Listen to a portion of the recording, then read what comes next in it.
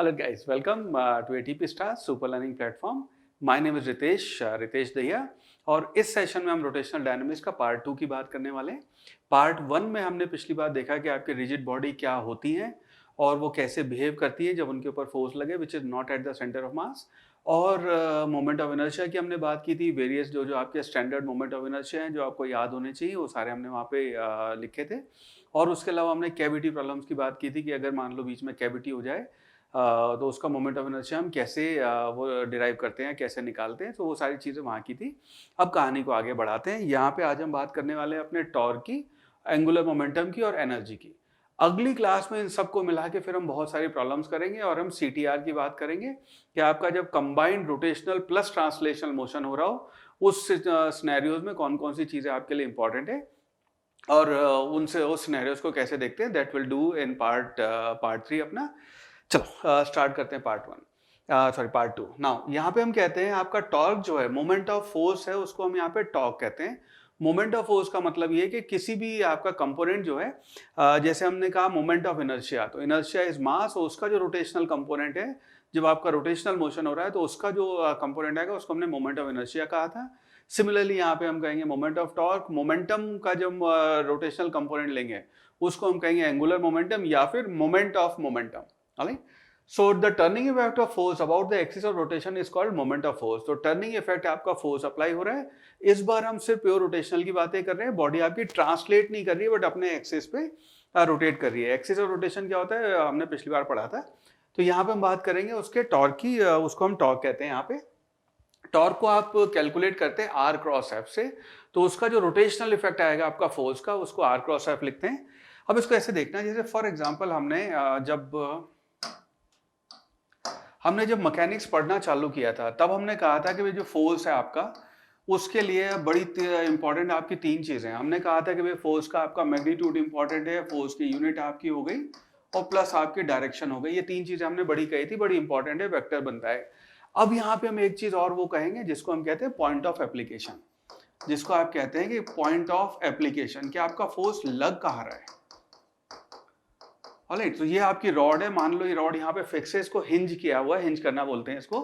Force अगर आपने यहाँ लगाया और यहाँ लगाया, तीनों का रोटेशनल इफेक्ट जो आएगा, जो आपकी रॉड घूमेगी या दरवाजा जो घूमेगा, उस पर इस बात से फर्क पड़ जाएगा कि आपने फोर्स कहाँ लगाया है, उसकी पॉइंट ऑफ एप्लीकेशन क्या है।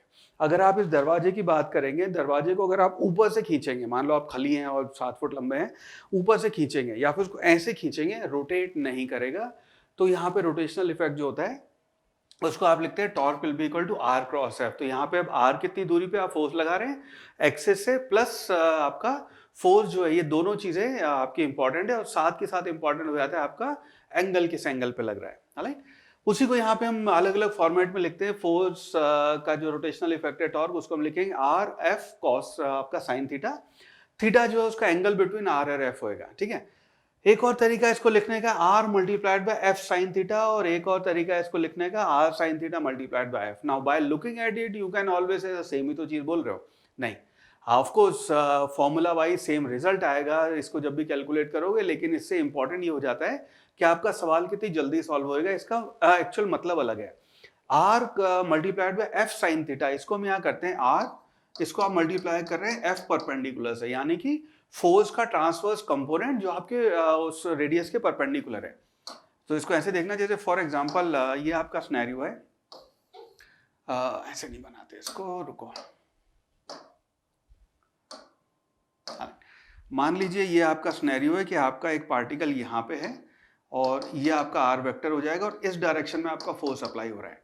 तो इस केस में इस चीज को समझना कि एंगल आपका थीटा, ये एंगल थीटा, ये आपका आर वेक्टर इस डायरेक्शन में, ये आपका आर वेक्टर ऐसे है, ये आर वेक्टर आ गया। तो एक तो तरीका है कि अगर आपको आर पता है कि आर क्या मैग्नीट्यूड क्या है और आपका एफ क्या है और थीटा एंगल पता है, तो यूज दिस मेथड जहां पे हम कहेंगे आर एफ साइन थीटा, ये वैल्यू आ गई। अगर आपको आर पता है वेक्टर फॉर्म में 3 आई कैप प्लस 4 जे कैप, और एफ पता है आपको वेक्टर फॉर्म में इतने आई कैप का फोर्स लग रहा है या इतने आई इतने जे, उस बार आप इसको क्रॉस प्रोडक्ट कर देंगे। ठीक है, अब अगर ये दोनों के बारे में आपको सिर्फ मैग्नीट्यूड पता है और उस केस में थोड़ा सा ट्रिकी सिचुएशन है, तो वहां पे हम ये वाला कंपोनेंट यूज करेंगे। हम कहेंगे यहाँ पे देखो फोर्स जो अप्लाई हो रहा है, इस फोर्स के आप दो कंपोनेंट लेंगे, ये आएगा फोर्स पैरेलल और ये आएगा आपका फोर्स परपेंडिकुलर। नाउ इसको रोटेट करने का, इसके अबाउट अगर ये अल्फा या ओमेगा से रोटेशन हो रहा है आपका, इसको रोटेट करने का काम ये परपेंडिकुलर कंपोनेंट नहीं कर सकता, ये तो आगे खींच के लेके जाएगा। इसको रोटेट करने का काम ये वाला कंपोनेंट करेगा। तो इसमें f का परपेंडिकुलर कंपोनेंट निकाल लेंगे तो एक्चुअली इसकी वैल्यू f sin थीटा आएगी। पर यहाँ पे आपका लाइफ आसान हो जाएगी, f का मैग्नीट्यूड अगर पता है, एंगल पता है, उसका कंपोनेंट ले लें। नेक्स्ट पार्ट यहाँ पे आता है, इसको हम लिखते हैं r perpendicular multiplied by f। r perpendicular multiplied by f, इसका मतलब ये है कि अगर आप यहाँ पे आर की दो वो ले लें कंपोनेंट, तो एक आर का कंपोनेंट ये आया और एक आर का कंपोनेंट ये आया आपका, ठीक है। तो ये वाला जो कंपोनेंट है ये कहलाएगा आपका आर परपेंडिकुलर। आर परपेंडिकुलर को आप एफ से मल्टीप्लाई कर दें तो आपको एकदम से फटाफट इसकी वैल्यू पता चल जाएगी, ठीक है। बहुत सवालों में बहुत अच्छे से काम आता है ये। इनफैक्ट इसी को यूज करके कुछ सवाल भी प्रैक्टिस करेंगे अभी, ठीक है। तो इसको ध्यान रखना, ये आपके 4 अलग अलग तरीके हैं, रिजल्ट सेम आएगा, पर ये 4 तरीके हम इसलिए अप्लाई करते हैं सो दैट हमारी लाइफ आसान हो जाए वो सवाल सॉल्व करते हुए। राइट, चलो आगे बढ़ते हैं। यहाँ पे हम कहते हैं मोमेंट ऑफ फोर्स, इसकी ये यूनिट है, ये डायमेंशन है, ये सारी चीज़ें आपको पता होंगी। यूनिट हो गई न्यूटन मीटर, और इसकी डायमेंशन एग्जैक्टली सेम है जो आपकी वर्क डन की है, एनर्जी की है, लेकिन कभी भी टॉर्क को जूल मत कह देना। मैक्सिमम वैल्यू ऑफ टॉर्क आपकी आर मल्टीप्लाइड बाय एफ होएगा जब एफ साइन थीटा आपका 1 हो गया। मिनिमम वैल्यू 0 होएगी जब वो कोलिनियर हो गए। If body is acted upon more than 1, अगर आपका एक ही बॉडी पे एक पॉइंट के बाद टॉर्क निकाल रहे हैं, बहुत सारे फोर्सेज लग रहे हैं, तो उन सबका टॉर्क आप सुपरपोजिशन प्रिंसिपल लगा के ऐड कर देते हैं, टाउ 1 टाउ 2 टाउ 3, ठीक है।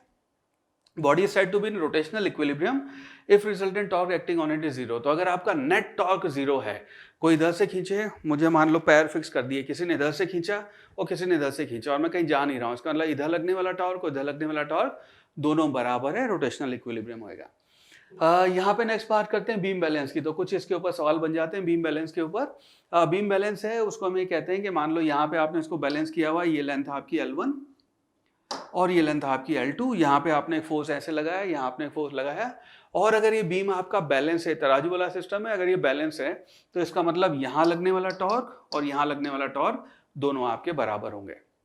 कुछ इस तरह के सवाल आपसे पूछे जाते हैं, मेंस में होती है यूजुअली बात, बट फिर भी एक बार कर लेते हैं। हमसे ऐसे सवाल पूछे जाते हैं कि अगर आपके पास जैसे अपने सिलेबस में वेट निकालने के 3 तरीके हैं, एक हो गया आपका स्प्रिंग बैलेंस, एक हो गया आपका विंग मशीन, एक हो गया आपका बीम बैलेंस। उनमें से अगर मान लो मून पे लेके जाएं तो किसको लेके जाना चाहिए? स्प्रिंग बैलेंस जो है वो बताता है आपका स्प्रिंग फोर्स, इवेंचुअली वो आपके mg के प्रोपोर्शनल होता है, mg के इक्वल आएगा। विंग मशीन बताता है आपका नॉर्मल फोर्स, वो भी आपका mg के बराबर होएगा। बीम बैलेंस यहाँ पे बताता है आपको टॉर्क, और ये आपके जी के इंडिपेंडेंट है, तो जितना वजन आपने यहाँ लटका है, जितना वजन यहाँ लटका है, दोनों का mg एक दूसरे को कैंसिल कर देगा, और ये वाला जो F1 L1 will be equal to F2 L2 in the condition of balance. ये आपको वैल्यू दे देगा कि यहाँ आपको वजन पता है, ये आपको बताना है, या दोनों वजन पता है, कहाँ पे लेंथ वो की, इस तरह के जो सवाल है you will be able to do them now. Right, तो ध्यान रखना, अगर मून पे कभी सब्जी बेचने का मन करे है ना, तो आप बीम बैलेंस लेके जाना, इस तरह के सवाल पूछे जाते हैं, ठीक है। तो मार्स पे अगर कोलोनाइजेशन हुआ तो we should take beam balance, not spring balance या फिर अपना विंग मशीन नहीं। चलो ऑलराइट, नाउ इसके बाद बात करते हैं कपल। कपल होता है आपका defined as a combination of, ध्यान रखना यहाँ पे, 2 equal and oppositely directed force. तो यहाँ पे आपके जो फोर्सेज है उनका मैग्नीट्यूड अगर इक्वल है, अपोजिट है, उस चीज को हम कपल कहते हैं। 2 फोर्स लग सकते हैं, ऑफ कोर्स रोटेट कर रहे हैं वो, तो इस केस में आपका directed force not acting along the same line, the effect of couple is known as moment of couple और टॉर्क, और इसको आप लिख देते हैं torque is equal to R cross F। यहाँ पे मैं बात इसलिए कर रहा हूँ यहाँ पे क्योंकि इसकी जरूरत आपको इलेक्ट्रोस्टैटिक के चैप्टर में पड़ती है। जब हम बात करते हैं टॉर्क ऑन अ डाइपोल, तो डाइपोल आप ऐसे डिफाइन करते हैं कि मान लीजिए ये आपकी इलेक्ट्रिक फील्ड है, ये डाइपोल आपने ऐसे रख दिया, यहाँ पे एक फोर्स लगा, यहाँ फोर्स लगा, फोर्स कितना था यहाँ QE, और यहाँ फोर्स था आपका QE। उस केस में जो हमने टॉर्क लिखा था डायरेक्ट, अगर इसको डाइपोल मोमेंट आपने लिखा है QD, तो D इसका टोटल डिस्टेंस है, बट यहाँ देखोगे तो ये डिस्टेंस आपका D/2 है, ये डिस्टेंस आपका D/2 है। अगेन इसको ऐड कर देंगे हम, तो कपल आपका फोर्स लग रहा है, तो उस केस में आपका जो टॉर्क था उसको आपने लिख दिया था P क्रॉस E। ये डायरेक्ट आपके टॉर्क की वैल्यू आ गई थी। सेम चीज हम यहाँ पे बात कर रहे हैं, इस चीज को ध्यान रखना है। सेम चीज हमने वहाँ पे MEC का जब चैप्टर पढ़ा था, तब MEC में चैप्टर में भी आपका जो मैग्नेटिक डाइपोल था उसको आपने मैग्नेटिक फील्ड में रखा था, उसका टॉर्क भी आपने इसी कपल के डेफिनेशन यूज करके वहां पे यूज किया था, ठीक है। चलो नेक्स्ट यहाँ पे बात करते हैं, फटाफट इसको एक बार रिवाइज करते हैं, फिर जो सवाल करेंगे so we will circle back again, इसके बाद दोबारा आएंगे। Angular momentum, moment of linear momentum, तो उसका लीनियर मोमेंट का आपका रोटेशनल कंपोनेंट या उसका रोटेशनल इफेक्ट एक्चुअली वो कहलाता है आपका angular momentum. The moment of linear momentum of a body with respect to any axis of rotation is known as angular momentum. इसको हम डिफाइन करते हैं आर क्रॉस पी। नाउ जब हम मोमेंटम पढ़ रहे थे तब मैंने आपको बताया था कि भाई मोमेंटम होता क्या है, कैलकुलेट तो हम भी करते हैं, बट मोमेंटम का मतलब क्या है। मोमेंटम का मतलब तो हमने बात की थी कि amount of motion content in a body, के एक बॉडी के अंदर कितना मोशन कंटेंट है उसको हम डिफाइन करते हैं आपके मोमेंटम से। यहां पे हम कहते हैं angular momentum is amount of angular motion content in या rotational motion content in a body.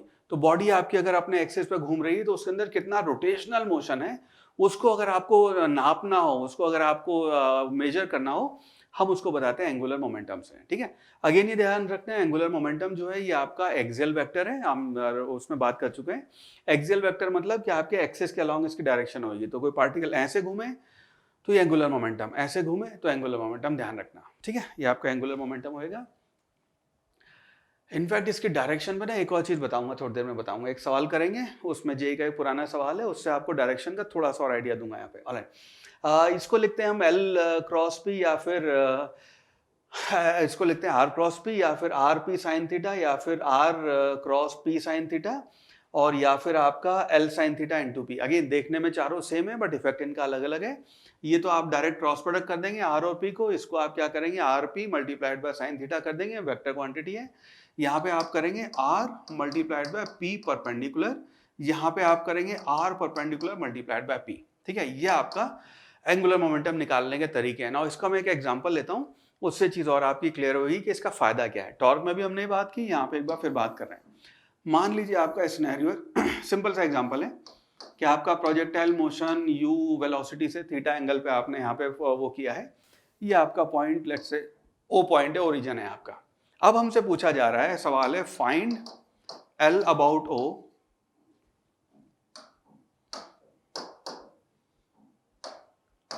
Find L about O at इस पॉइंट को A नाम दे देते हैं, इस पॉइंट को B नाम दे देते हैं। ठीक है, एट A एंड B। ठीक है, लंबी कहानी नहीं लिखी, एट द हाईएस्ट पॉइंट और just before hitting the ground. तो A है आपका हाईएस्ट पॉइंट, B है आपका just about to just before hitting the ground. वहां पे अब हमें इसके अबाउट एंगुलर मोमेंटम बताना हो, मान लो। तो इस सिनेरियो में इसको ऐसे समझना कि अगर यहाँ पे एंगुलर मोमेंटम बताना है तो यहाँ पे इसका मोमेंटम P तो इधर आएगा, P की वैल्यू आप लिखेंगे mu cos थीटा। और अब अगर आपको एंगुलर मोमेंटम बताना है तो उसको आप ऐसे करेंगे कि यहाँ से यहाँ तक ये आर वेक्टर जो है इसकी वैल्यू बताओ पहले, तो वहां तक का एंगल निकालो, ये आपका एंगल पता करो, ये आपका जो एंगल फाई है वो पता करो, आर की लेंथ पता करो और फिर आर को वेक्टर फॉर्म में लिखो, पी तो आपको आ ही गया है। और उसके बाद उस मतलब उनको क्रॉस प्रोडक्ट करो या फिर इसकी लेंथ पता करो, पी पता करो, पी तो है ही है, और साइन थीटा की वैल्यू, ये साइन फाई जो आएगा इसकी वैल्यू पता करो ना। हम में से कुछ नहीं, ऐसा हम कुछ नहीं कर रहे। इस केस में जो हम करेंगे यहाँ पे, इसको ऐसे देखना, इस जगह पे आपका P है और ये आपका R परपेंडिकुलर हो गया which is actually H max. ठीक है, जो कि आपकी मैक्सिमम हाइट है। तो angular momentum at A about O will be equal to, ये आ जाएगा। अब इस बार हम ये यूज कर रहे हैं ये वाला काम, यहाँ लिखेंगे R perpendicular which is H max multiplied by P, P हो जाएगा आपका mu cos थीटा, या cos थीटा आपका ओरिजिनल वाला है, बस H मैक्स आपको पता होना चाहिए, बस काम हो गया अपना। इसलिए फॉर्मूले बहुत यूजफुल होते हैं।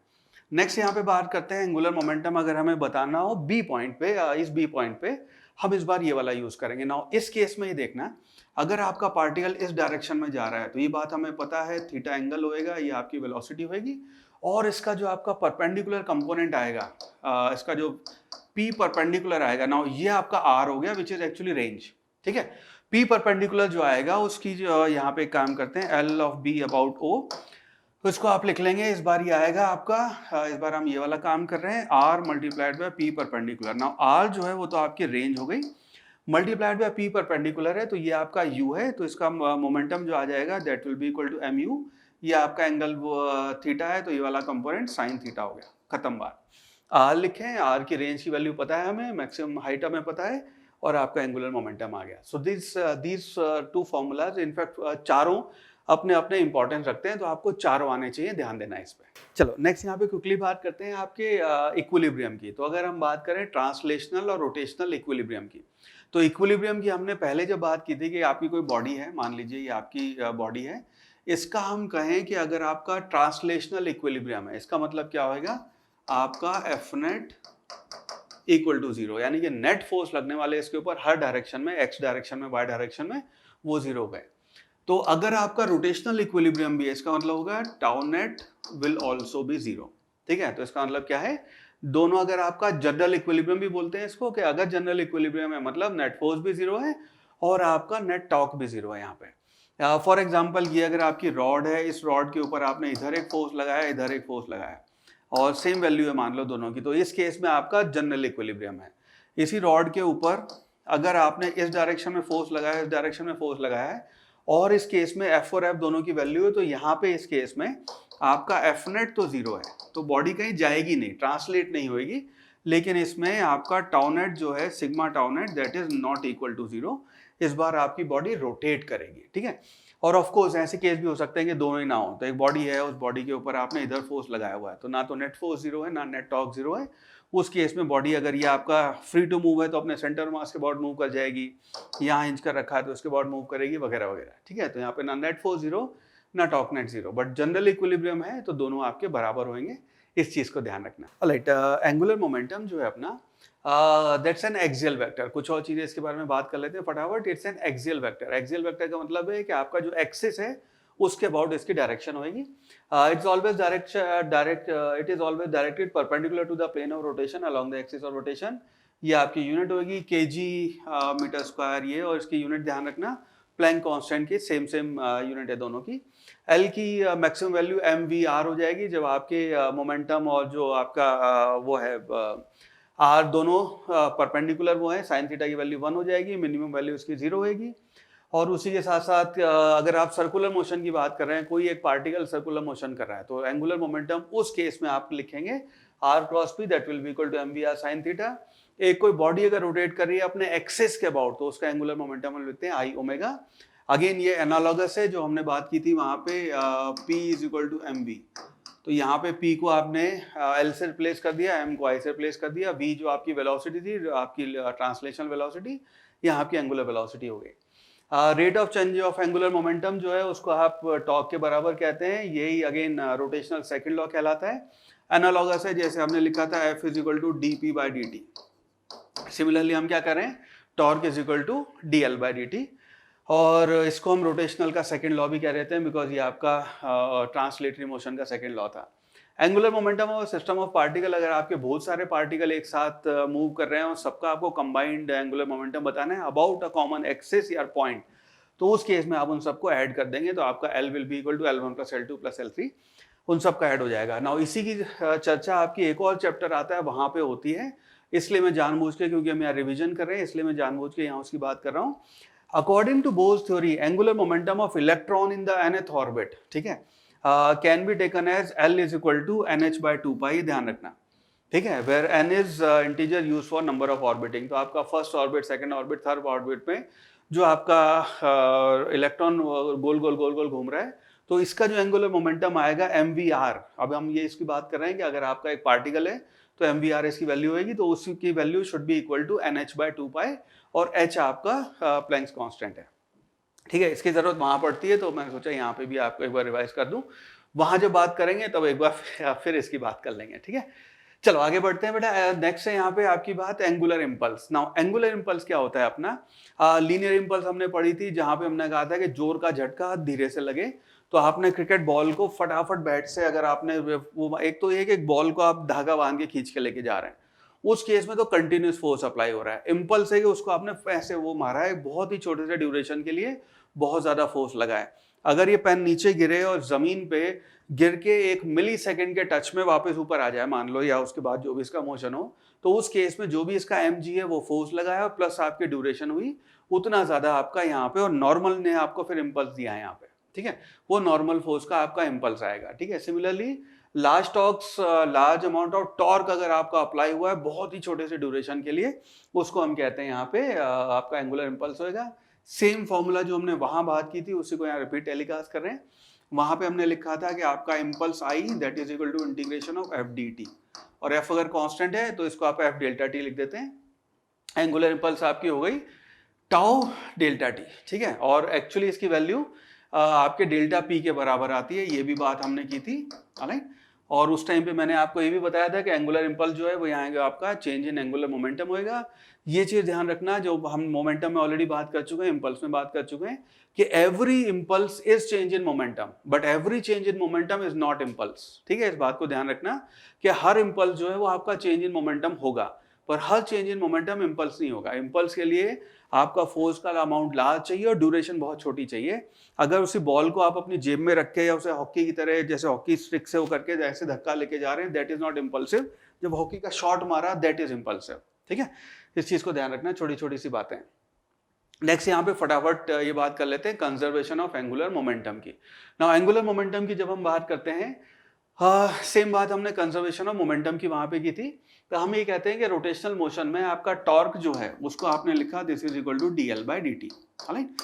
ये टॉर्क की वैल्यू हो गई। So if net external torque अगर यहाँ जीरो हो जाए तो ये टॉर्क जो है आपके, इसकी वैल्यू आपकी जीरो हो गई। मान लो नेट टॉर्क आपका जीरो है, which implies D L by D T equal to zero. Now D L के टाइम के साथ जीरो होने का मतलब ये है कि आपका एल की वैल्यू कांस्टेंट होगी, ठीक है। तभी आपका पॉसिबल है कि उसका डिफरेंशिएशन टाइम के साथ जीरो आ रहा हो, तो एल की वैल्यू आपकी कांस्टेंट हो जाएगी, ठीक है। तो इसका मतलब है कि जितने एंगुलर मोमेंटम लग रहे हैं अगर एक से ज्यादा है तो सबका सम जीरो होएगा। This is what it means. Now angular momentum of system may be particular body remains constant if resultant torque acting on it is zero. तो नेट टॉर्क अगर जीरो है तो आपका एंगुलर मोमेंटम कंजर्व होएगा, ठीक है। चलो, टॉर्क को अगर हम यहाँ पे लिखते हैं ना, इसके ऊपर कई सारे सवाल बनते हैं। टॉर्क को हम लिखते हैं आई अल्फा, टॉर्क जीरो है, इसका मतलब आपका आई अल्फा वो होगा। बहुत ही कॉमन सा एग्जांपल है आपका, आई जो है इनवर्सली प्रोपोर्शनल हो गया ओमेगा के। बहुत ही कॉमन एग्जांपल है इसका कि मैं अगर मान लो ऐसे करके घूम रहा हूँ और वेट लेके, और मुझे अपनी स्पीड इंक्रीज करनी है, तो मैं हाथ ऐसे कर लूंगा, तो जैसे मैं ऐसे हाथ करूंगा, क्योंकि मेरा आई कम हो गया है, स्पीड बढ़ जाएगी, ठीक है। तो आपकी एंगुलर वेलोसिटी जो है उसकी वैल्यू इंक्रीज हो जाएगी। तो सेम यहाँ पे डिपेंड कर रहे हैं। झूला झूलते हुए आपने नोटिस किया होगा, आई एम श्योर ये सब चीजें थ्योरी में आप पढ़ चुके हैं, हालांकि। चलो, ये ध्यान रखना है कि आपका आई डिक्रीज हो जाएगा, ओमेगा बढ़ जाएगा, ओमेगा डिक्रीज हो जाएगा, आई बढ़ जाएगा, and the other way around, ठीक है। हालाइट, चलो अब इसके बाद फटाफट क्विकली यहाँ पे एक बात कर लेते हैं आपके वर्क पावर एनर्जी की। नाउ हम जब बात करते हैं वर्क पावर एनर्जी, बहुत इंपॉर्टेंट है आपके लिए वर्क पावर एनर्जी के कॉन्सेप्ट क्लियर होना। मतलब वर्क पावर एनर्जी तो एक सवाल पक्का आएगा ही आएगा। उसी के साथ साथ रोटेशन में, इलेक्ट्रोस्टैटिक में, और पता नहीं और को एसएचएम में, और पता नहीं कहाँ कहाँ पे और आप वर्क पावर एनर्जी को यूज कर सकते हैं, ठीक है। तो बहुत इंपॉर्टेंट कॉन्सेप्ट हो जाता है, आपको इसको अच्छे से आना चाहिए। तो वर्क पावर एनर्जी, अगर रोटेटिंग बॉडी की हम बात करेंगे तो हम लिखते हैं work if the body is initially at rest angular displacement D theta. तो उसके इसमें हम जो आपका वर्क लिखते हैं उसको हम लिखेंगे tau D theta. Exactly analogous है आपका, जब हम वहां पढ़ रहे थे ट्रांसलेशनल, वहां पे हम ट्रांसलेशनल मोशन में लिखा था work done is equal to F D X. तो हमने यहाँ पे एफ जो आपका फोर्स था उसको टॉर्क से रिप्लेस कर दिया, जो आपका डिस्प्लेसमेंट था उसको हमने यहाँ कहा एंगुलर डिस्प्लेसमेंट की बात कर लेते हैं। ये आपका वर्क डन हो गया, एनालॉगस हो जाएगा ट्रांसलेटरी मोशन के। नाउ काइनेटिक एनर्जी, अगर आपके पार्टिकल की बात करें तो उसको हम लिखते हैं energy which body has by the virtue of rotational motion, उसको आप रोटेशनल काइनेटिक एनर्जी कहेंगे। तो काइनेटिक एनर्जी जो आपके रोटेशन की वजह से है वो आपकी रोटेशनल काइनेटिक एनर्जी हो गई। तो इस सेक्शन में तो हम सिर्फ रोटेशन की बात करेंगे।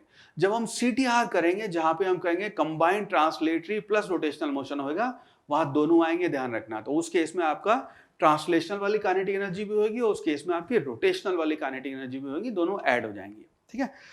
तो वो टोटल काइनेटिक एनर्जी होगी। Now body rotating about a fixed axis possesses kinetic energy because its constituents particle are in motion even though body as a whole remains at the in the same place. Now ऐसे समझना कि मान लो यार पंखा लगा हुआ है, पंखा अपनी जगह पे घूम रहा है।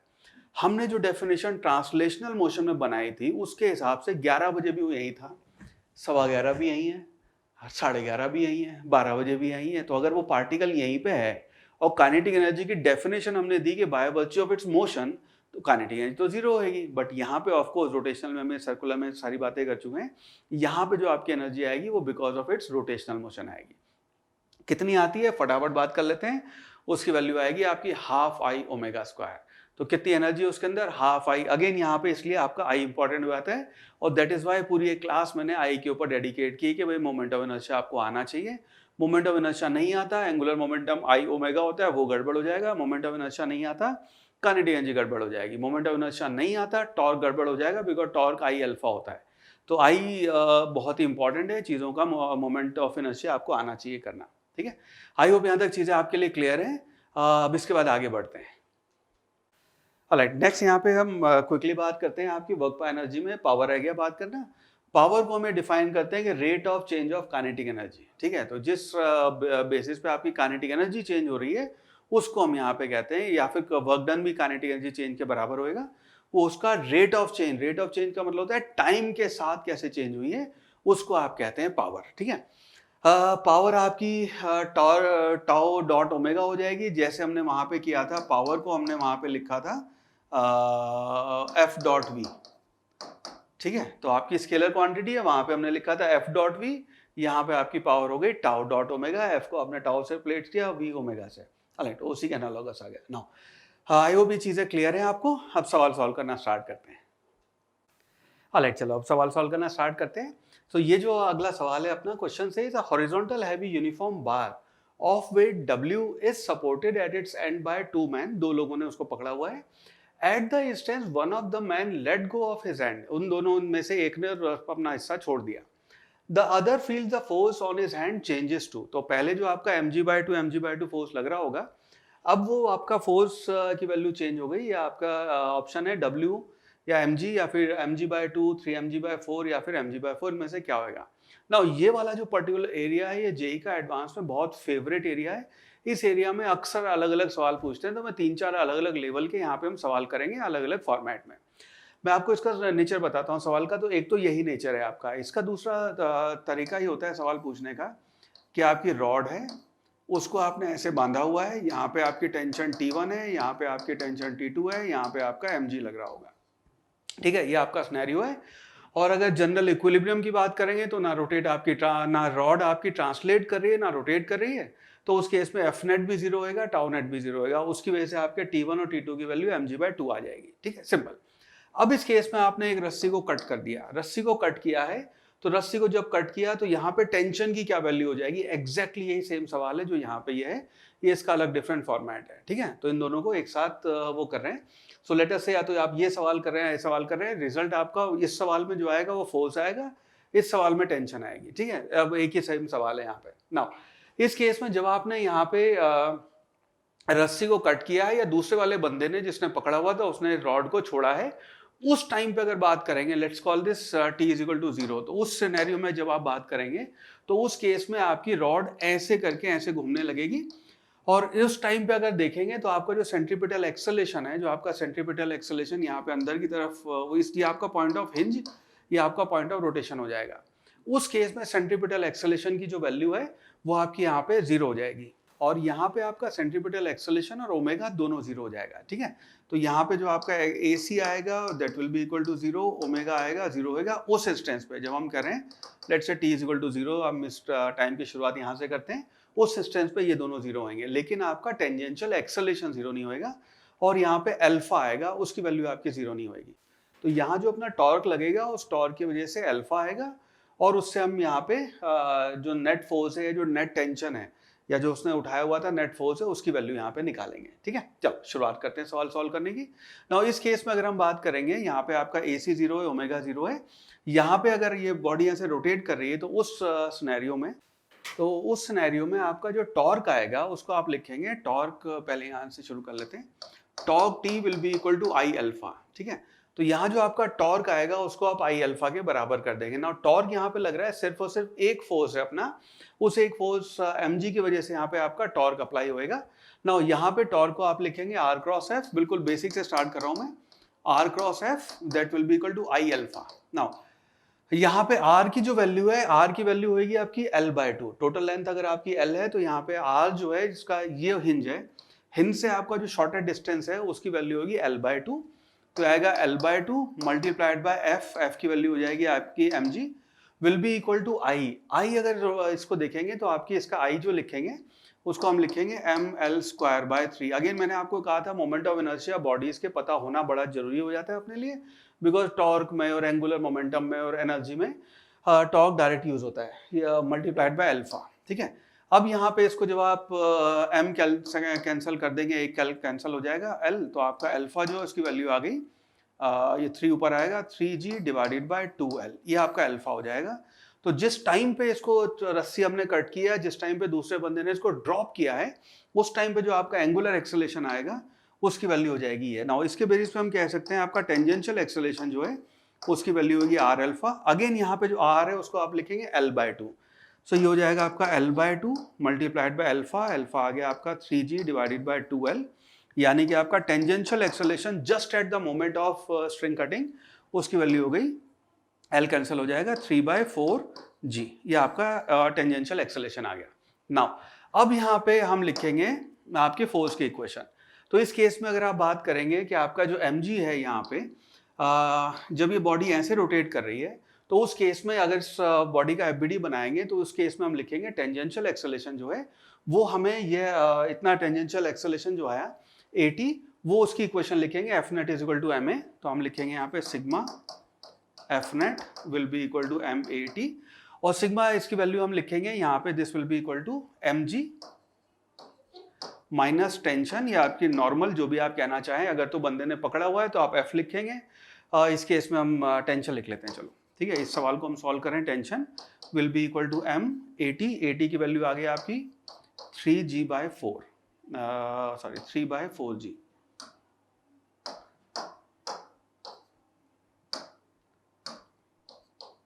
हालांकि तो इस केस में रुको नाउ इसको अगर हम टेंशन को उधर ले जाएं, इसको उधर ले आएं, तो आपकी टेंशन जो उसकी वैल्यू हो गई mg माइनस 3/4 mg, यानी कि हो गया आपका mg/4।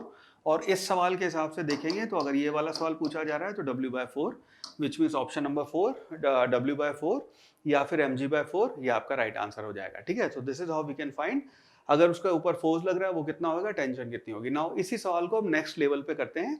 उस सिनेरियो में हम ये बात करते हैं कि मान लीजिए सिनेरियो वही सेम है कि आपने रॉड को ऐसे बांधा हुआ था या फिर आपने यहाँ हिंज किया हुआ था और यहाँ जो रस्सी लगी हुई थी वो रस्सी आपने कट कर दी है। सवाल ये है कि जब ये आपका नीचे ऐसे आएगा वर्टिकल जब ये हो जाएगा ऐसे, तो उस टाइम पे आपकी टेंशन की वैल्यू क्या होगी, या फिर उस टाइम पे आपका हिंज फोर्स बोलते हैं इसको, आपका हिंज फोर्स कितना आ रहा होगा। ठीक है, उस सिनेरियो में जब ये आपकी रॉड वर्टिकल हो गई उस टाइम पे आपका हिंज पे कितना फोर्स आ रहा होगा, ये आपका सवाल है।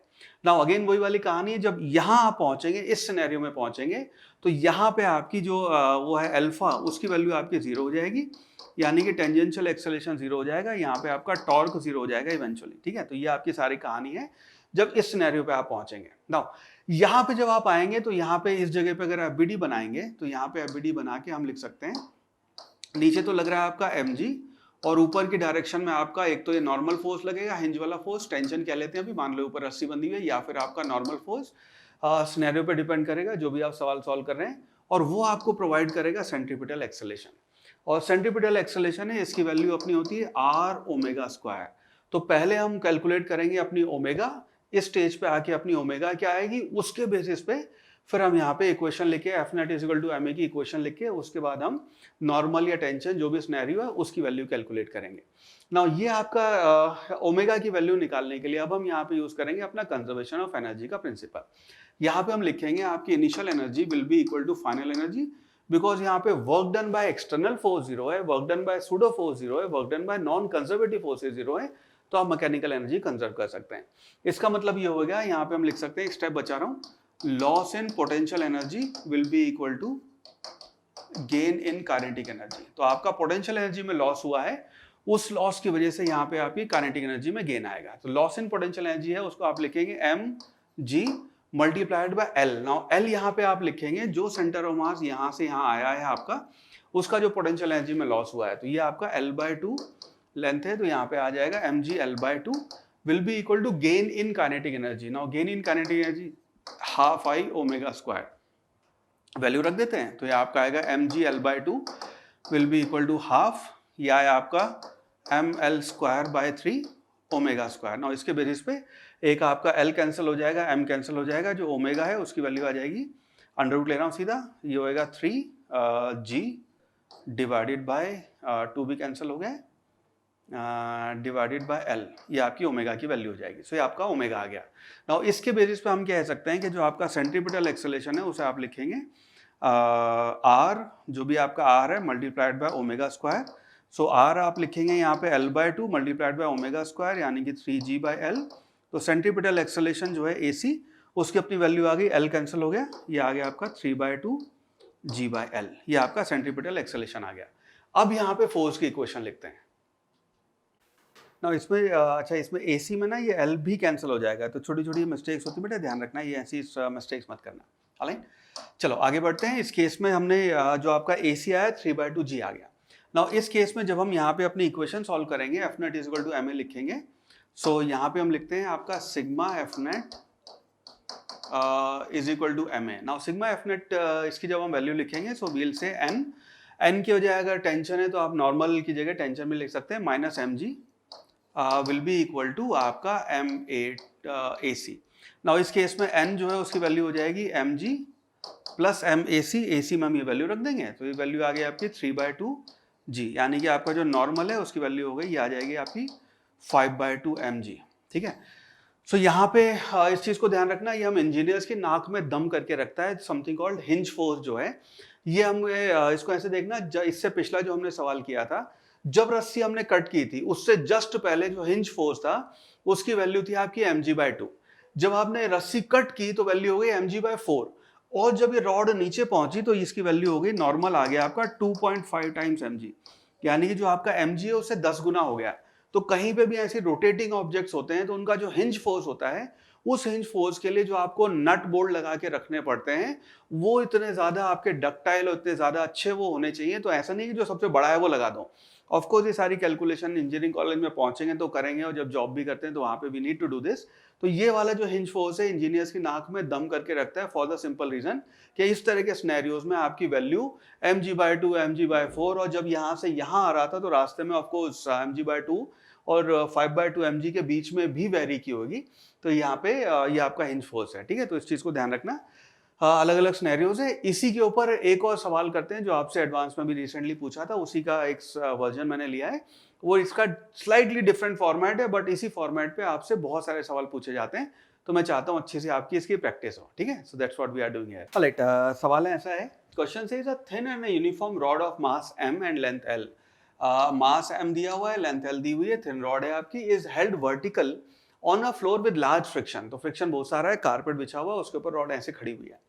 The rod is release from rest, उसको आपने रिलीज किया है, and so that it falls bye rotating about its contact point. उसका रॉड यहाँ पे फिक्स्ड है और वो ऐसे करके नीचे गिर रही है about its contact point with the floor without slipping. उसके बाद वो स्लिप नहीं हो रही है। सवाल ये कि when the rod makes an angle 60 degree, तो जब आपकी rod is making an angle of 60 degree with the vertical, तो रॉड इस बार, पिछली बार हमने सवाल किया कि वो रॉड हॉरिजॉन्टल है या रॉड आपकी वर्टिकल है।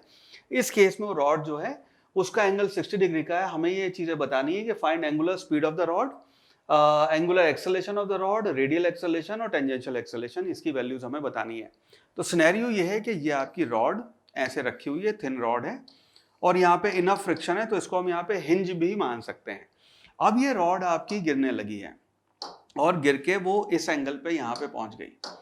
तो वो रॉड जो है वो यहाँ पे ऐसे करके 60 डिग्री के एंगल पे यहाँ पहुंच गई। ये एंगल आपका 60 डिग्री हो गया है। ठीक है, अब इस सिनेरियो में जब यहाँ पे आपका ये थीटा एंगल है, 60 का एंगल है, उस केस में हमें बताना है कि उसकी ओमेगा क्या होगी और उसका एंगुलर एक्सेलरेशन अल्फा क्या होगा, और रेडियल एक्सेलरेशन AC और टेंजेंशियल एक्सेलरेशन AT, इन सब की वैल्यू हमें बतानी है क्या होगी। नाउ इस सिनेरियो में आपका ये जो बॉडी थी उसका ये आपका सेंटर ऑफ मास ये ऐसे रोटेट कर रहा है, ओमेगा और अल्फा, इन दोनों की वैल्यू हमें यहाँ पे बतानी है। ठीक है, सो लेट्स कॉल ओमेगा आपका एंगुलर एक्सेलरेशन है और यहाँ पे आपका अल्फा जो है वो आपका ओमेगा आपकी एंगुलर स्पीड है, अल्फा आपका एंगुलर एक्सेलरेशन है।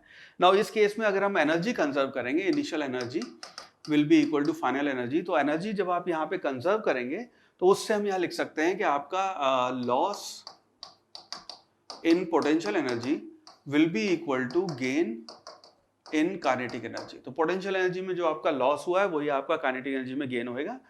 पोटेंशियल एनर्जी का लॉस है, अगेन फिर आप उसको ऐसे देखेंगे कि आपका ये वाला जो हाइट है, इसको ट्रायंगल को आप ऐसे बनाएंगे तो ये वाली जो ये हाइट है, ये आपका लॉस हुआ है पोटेंशियल एनर्जी में। तो अब आपकी रॉड यहाँ तक पहुंची है और ये जो हाइट है, नाउ इस ट्रायंगल को अगर आप देखेंगे, ये वाला ट्रायंगल, तो ये वाली साइड तो हो गई आपकी l/2, ये वाली साइड जो होगी, ये वाली साइड होगी आपकी l/2 cos थीटा, और जो आपका ये हाइट है जो उसने ऊपर से नीचे लॉस किया है, इस एच की जो वैल्यू आएगी that will be equal to आपका r यानी कि l/2 1 माइनस कॉस थीटा। ठीक है, वर्क बाय एनर्जी में हमने इनफ सवाल प्रैक्टिस कर रखे होंगे कि ये हमें पता है, नहीं तो एक बार मैंने कवर कर दिया कि h जो है जो ऊपर से नीचे ड्रॉप हुआ है वो आएगा r 1 माइनस कॉस थीटा। ठीक है, तो दिस की वैल्यू आपके काइनेटिक एनर्जी में गेन के बराबर होगी।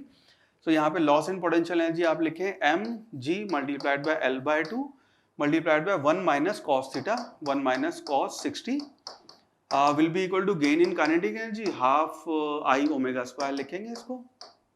राइट, cos 60 की वैल्यू रख देते हैं, तो आ गया आपका mg l/2 multiplied by 1 minus 1/2 will be equal to half, इसका मोमेंट ऑफ इनर्शिया आप लिखेंगे ml square by 3 multiplied by omega square. So यहाँ से आपका m कैंसिल हो जाएगा, एक l कैंसिल हो जाएगा, ये बचा आपका g multiplied by l/4 will be equal to, अच्छा एक 2 भी कैंसिल कर देते ना। ठीक है, तो ये आपका g/2 मल्टीप्लाइड बाय l, ये वैल्यू है इधर, विल बी इक्वल टू, ये बचा आपका l/3 ओमेगा। तो आपका जो एक l कैंसिल हुआ है तो ये l भी नहीं आएगा, g/2 आएगा। सो आपका जो ओमेगा है उसकी वैल्यू आ गई 3/2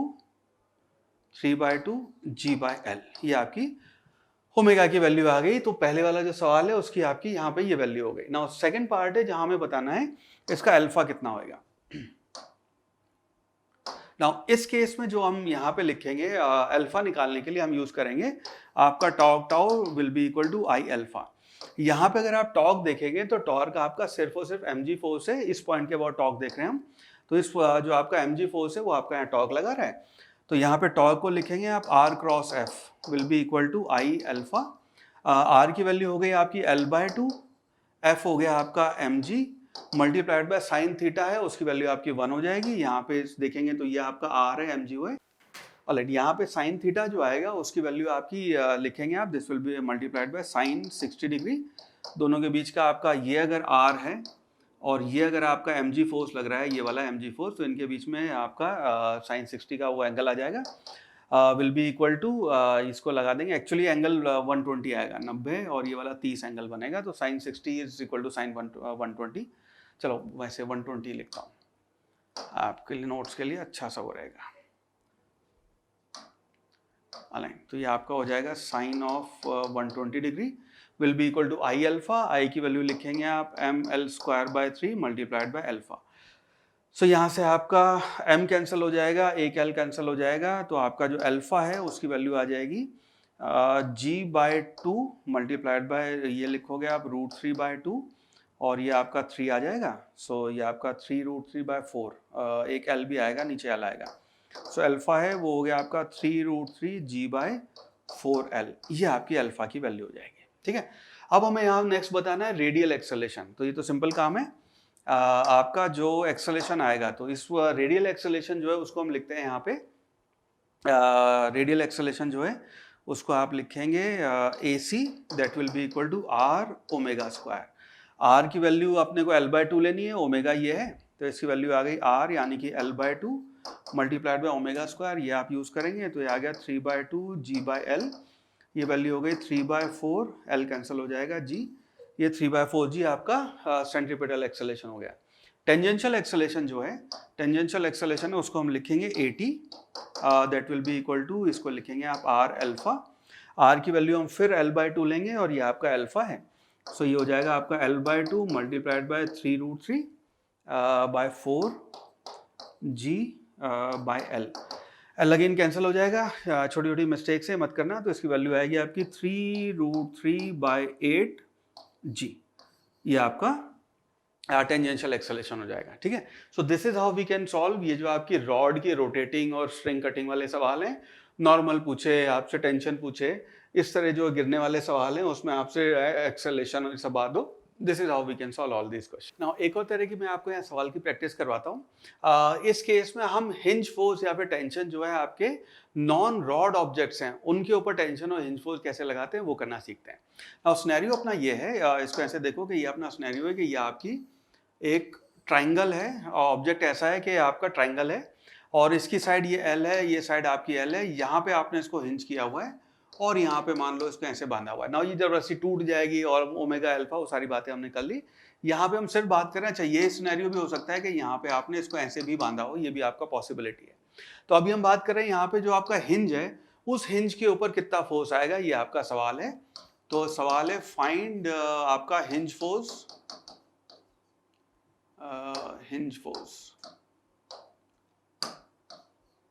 हिंज फोर्स या फिर फाइंड वैल्यू ऑफ टेंशन, दोनों ही बता देते हैं। चलो टेंशन और उसकी वैल्यू बताएं।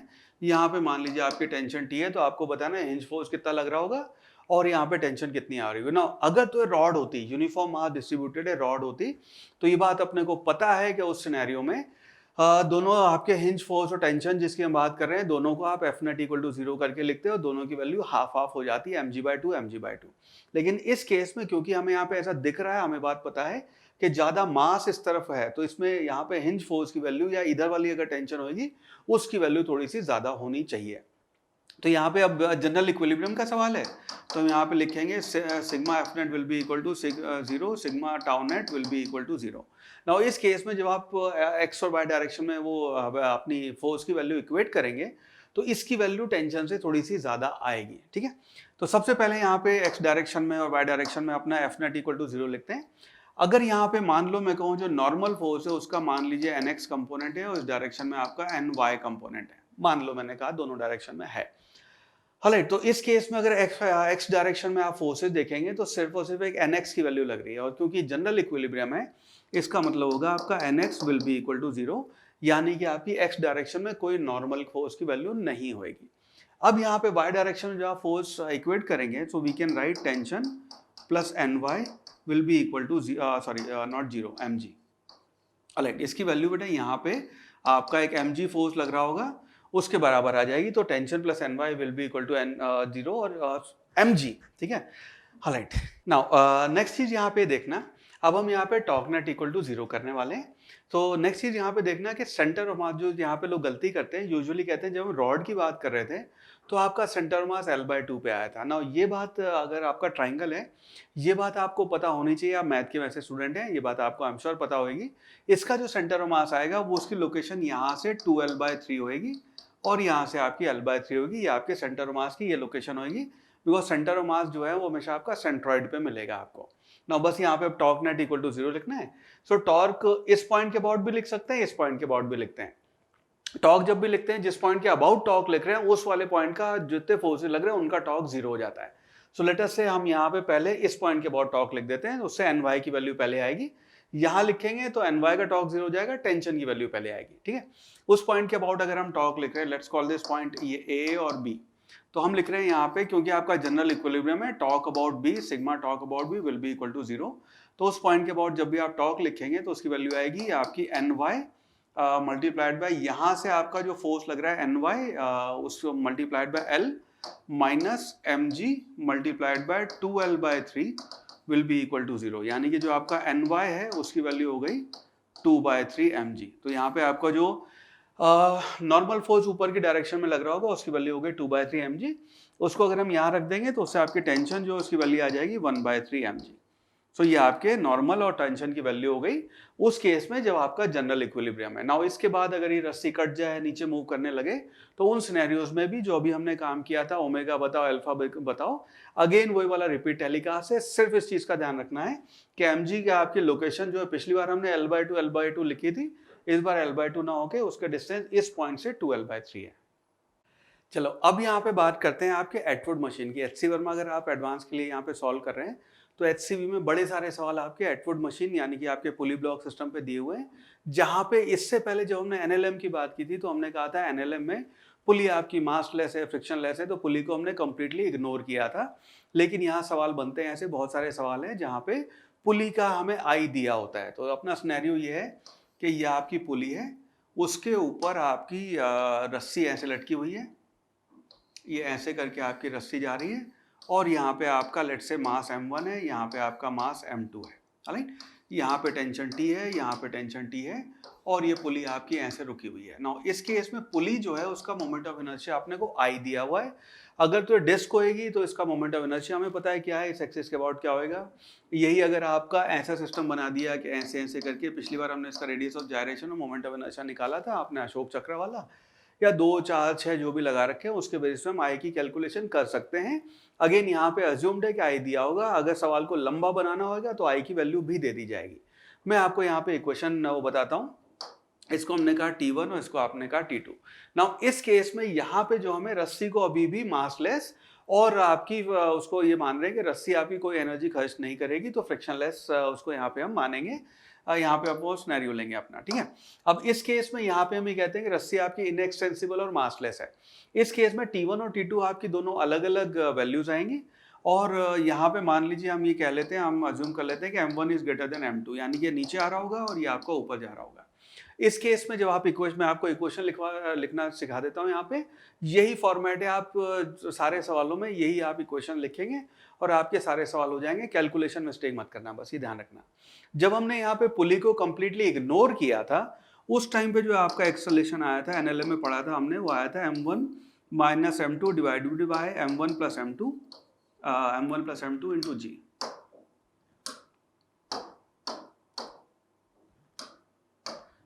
M2 into G. नाउ इस केस में जब आप पुली को भी कंसिडर करेंगे तो अभी हम इक्वेशन लिख लेते हैं। इसकी वैल्यू आएगी M1 minus M2 divided by M1 plus M2 plus आपका I divided by R square into g. ये ध्यान रखना, इस बार आपका यहाँ पे I जो है वो ऐड हो गया, I बाई R स्क्वायर, ये वैल्यू आ जाएगी इस वाले सिनेरियो में जब हम इसकी बात कर रहे हैं कि आपका पुली जो है वो भी अगर घूम रही है, मोमेंट ऑफ इनर्शिया उसका ये दिया हुआ है। तो इस केस में हम यहाँ पे कंसिडर करेंगे एक चीज कि आपकी रस्सी जो है वो आपकी इससे स्लिप नहीं करेगी, ठीक है। यहाँ पे प्योर रोलिंग की बात करेंगे। प्योर रोलिंग क्या होता है उसको हम अगली क्लास में कवर करेंगे मैं से, पर यहाँ बता देता हूँ कि रस्सी जो है वो आपकी स्लिप नहीं करेगी, इस बात की हम यहाँ पे ध्यान रखेंगे। तो इस केस में आप लिखेंगे टॉर्क इस वाले टेंशन का, टॉर्क लिखेंगे आप इस वाले टेंशन का, और मान लीजिए इसका रेडियस आपको आर दे रखा है, और उसके बाद आप इक्वेशन लिखेंगे इस ब्लॉक की और इसकी ब्लॉक की इक्वेशन लिखेंगे। और यहाँ जनरल इक्विलिब्रियम नहीं है तो इस बार F net is equal to M A और torque is equal to I alpha की इक्वेशन लिखेंगे। नाउ M1 ब्लॉक के लिए जब आप इक्वेशन लिखेंगे, M1 ब्लॉक मान लीजिए ए एक्सेलरेशन से नीचे जा रहा है, ये आपका ए एक्सेलरेशन से ऊपर जा रहा है, तो उसके लिए आप इक्वेशन लिखेंगे M1G माइनस T1, इसकी value will be equal to, ये आएगी आपकी M1A के बराबर। M2 ब्लॉक की जब आप इक्वेशन लिखेंगे, उसकी इक्वेशन लिखेंगे T minus M2G will be equal to M2A। ये T1 है, T2 है, ये आपकी इसकी वैल्यू होगी। नाउ इसके अलावा जब हम टॉर्क की इक्वेशन लिखेंगे और नॉन स्लिपिंग का केस डालेंगे, तो हम यहाँ पे लिखेंगे नेट टॉर्क जो आपका पुली का है, तो नेट टॉर्क आप लिखेंगे उसके ऊपर, ये क्योंकि नीचे जा रहा है और लेट्स से इस डायरेक्शन को पॉजिटिव कहते हैं, तो हम लिखेंगे T1R minus T2R will be equal to I alpha, इसके ये वो आएगी। नाउ यहाँ अगर हम वेरिएबल देखेंगे तो हमारे वेरिएबल हैं आपके T1, T2, A और अल्फा, 4 आपके वेरिएबल हैं। ये आपका इधर घूम रहा है तो उसका एंगुलर अल्फा भी होएगा। हमें 4 इक्वेशन चाहिए, तो 3 इक्वेशन तो आपकी टॉर्क से और एफबीडी से आ गई। चौथी इक्वेशन के लिए यहाँ पे हम कंस्ट्रेंट मोशन का यूज करेंगे और हमारा कंस्ट्रेंट यहाँ पे है नॉन स्लिपिंग। यहाँ प्योर रोलिंग की बात हो रही है, ना स्लिप हो रहा है ना स्किड हो रहा है। ये क्या होते हैं इसकी मैं नेक्स्ट क्लास में और डिटेल में बात करूंगा, पर यहाँ पे जो नॉन स्लिपिंग की आपकी कंडीशन है वो उस कंस्ट्रेंट से आपकी चौथी इक्वेशन आएगी और उस इक्वेशन को आप लिखेंगे that will be equal to आपका यहाँ पे आर, राइट, यहाँ पे आप लिखेंगे उस इक्वेशन को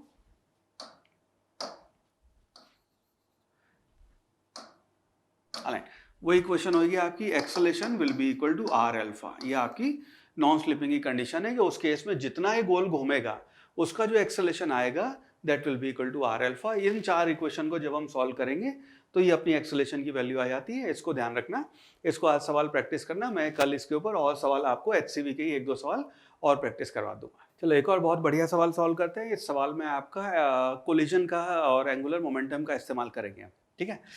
क्वेश्चन कुछ इस प्रकार है कि ये आपकी एक रॉड है, उस रॉड को आपने यहाँ पे हिंज किया हुआ है, ये आपने हिंज यहाँ पे कर दिया। कोलिजन में अपने को याद है हमने जब कोलिजन पढ़ा था तो हम कोलिजन में कहते थे कि पहले आप मोमेंटम कंजर्व करें और E की इक्वेशन लिखिए which is velocity of separation divided by velocity of approach, और उन 2 इक्वेशन सॉल्व करके हम कोलिजन में फाइनल वेलोसिटी निकालते थे। यहाँ आपका सिनेरियो ये है कि रॉड है, रॉड का मास ले लो लेट्स से 3 किलोग्राम, और इसकी लेंथ ले लो 3 मीटर ले लो, ठीक है। ये आपकी ऐसे रॉड रखी हुई है।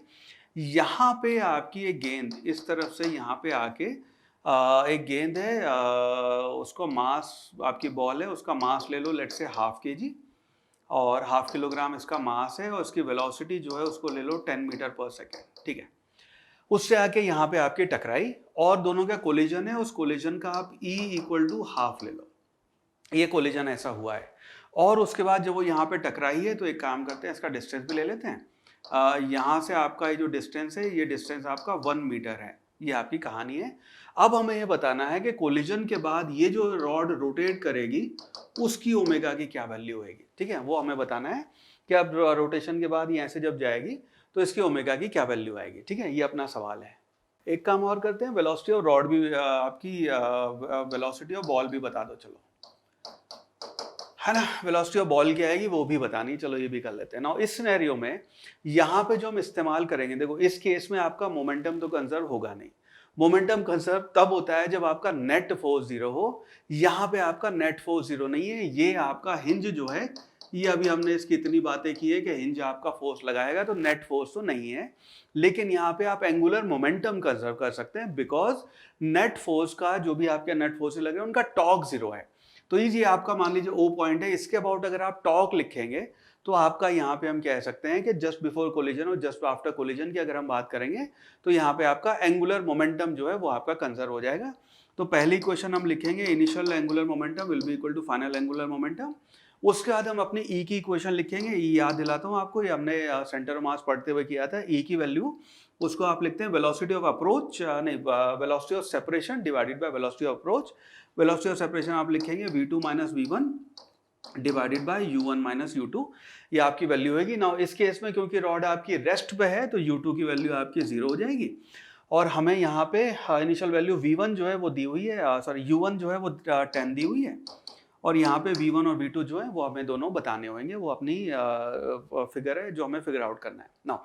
इस केस में अगर हम पहले मोमेंटम कंजर्व करें, एंगुलर मोमेंटम, तो हम लिखेंगे एंगुलर मोमेंटम अपने बॉल का, पहले मैं आपके लिए नोट्स के लिए लिख देता हूँ, एंगुलर मोमेंटम बॉल का प्लस एंगुलर मोमेंटम रॉड का initial will be equal to ball का प्लस रॉड का फाइनल मोमेंटम। ना इनिशियल मोमेंटम अगर आप बॉल का लिखेंगे इस पॉइंट के अबाउट, यहाँ से आपकी ये तो दूरी 1 मीटर है, यहाँ पे अगर आप देखेंगे तो ये 2 मीटर है, और एंगल ये आपका R है और ये आपका, सॉरी वहाँ से R है, ये आपका V है, दोनों के बीच में 90 का एंगल है। तो ये आपका एंगुलर मोमेंटम हो जाएगा mv r की वैल्यू हो जाएगी यहाँ पे 2 मल्टीप्लाइड बाय साइन 90 हो जाएगा जिसकी वैल्यू 1 है, प्लस रॉड का आपका मोमेंटम 0 हो जाएगा। बॉल का जो आप फाइनल मोमेंटम लिखेंगे उसको आप लिखोगे, चाहे एक काम करते हैं इसको u लिखते हैं, u1 लिख लेते हैं, ठीक है, सेम कंसिस्टेंटली इसके हिसाब से डेटा भी डाल देंगे। बॉल का जो मोमेंटम लिखेंगे फाइनल उसको आप लिखोगे m, उसके बाद वेलोसिटी इसकी v1 मल्टीप्लाइड बाय r की वैल्यू 2 प्लस यहाँ पे आएगा आपका अच्छा एंगल फिर आपका 90 रहेगा, और यहाँ पे जो रॉड है उसका एंगुलर मोमेंटम जो आप लिखेंगे उसको आप लिखोगे I ओमेगा, ये आपकी इसके एंगुलर मोमेंटम की वैल्यू आएगी। सवाल सॉल्व करते हैं इसके बाद। तो इसमें अगर डेटा हम डाल दें तो मास जो दिया हुआ है अपने को बॉल का मास है, अच्छा ये आपका हो गया हाफ मल्टीप्लाइड बाय u1 जो है वो अपने को दी हुई है 10 मल्टीप्लाइड बाय ये आपका 2 plus 0 will be equal to, ये हो गया हाफ मल्टीप्लाइड बाय v1, इसकी वैल्यू हमें बतानी है, मल्टीप्लाइड बाय 2 प्लस आई ओमेगा के लिए आप लिखेंगे ml square by 3 multiplied by omega. Now यहाँ पे इसकी वैल्यू ये हो गई 10 विल बी इक्वल टू, यहाँ पे 2 फिर कैंसिल हो जाएगा, v1 प्लस यहाँ पे आप लिखेंगे ml स्क्वायर बाय 3, इसको कैलकुलेट कर लेते हैं। रॉड का जो मास है ml स्क्वायर बाय 3 को कैलकुलेट कर रहे हैं तो रॉड का मास हुआ 3, l उसकी लेंथ है 3 का स्क्वायर डिवाइड बाय 3, तो इसकी वैल्यू 9 आ गई। So this will be equal to 9 omega, ये आपकी एक इक्वेशन बन गई। नाउ अब उसके बाद हम यहाँ पे E वाली इक्वेशन लिखेंगे। E की इक्वेशन के लिए E की वैल्यू अपने को हाफ दी हुई है, so this half will be equal to velocity of separation. Now velocity of separation जब इस रॉड की आप बात करेंगे वेलोसिटी की, तो इस वेलोसिटी को आप लिखेंगे this will be equal to r omega, और इसकी वैल्यू आप लिखेंगे this will be equal to r omega, इसको ऑलराइट पूरा ऐसे लिख लेते हैं, r ओमेगा माइनस v1, इसकी वैल्यू हमें बतानी है, डिवाइडेड बाय 10 माइनस 0 हो गया, यानी कि आपकी 10 को इधर ले जाते हैं तो ये हो गया आपका 5 will be equal to r omega, इसकी वैल्यू आप लिखेंगे 2 ओमेगा माइनस v1, तो ये आपकी इक्वेशन नंबर 2 हो गई। ना इन दोनों को अगर आप ऐड कर देंगे तो आपके V1 की सुपारी हो जाएगी। सो अब हम कर रहे हैं 1 + 2, तो इस केस में 1 + 2 जब हम करेंगे तो आपके V1 की वैल्यू उड़ जाएगी। सो लेफ्ट हैंड साइड बचेगा आपका 15 will be equal to V1 आपका उड़ गया, ये होएगा आपका 11 ओमेगा, विच इम्प्लाइज ओमेगा की वैल्यू आ गई आपकी 15 डिवाइडेड बाय 11, ये आपकी फर्स्ट पार्ट की ओमेगा की वैल्यू आ गई।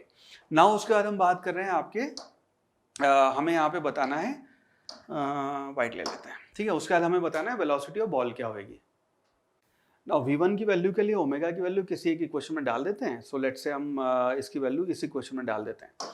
सो इसके बेसिस पे हम ये कह सकते हैं कि आपका V1 will be equal to, इसको ले जाते हैं V1 और इधर will be equal to 2 omega minus 5।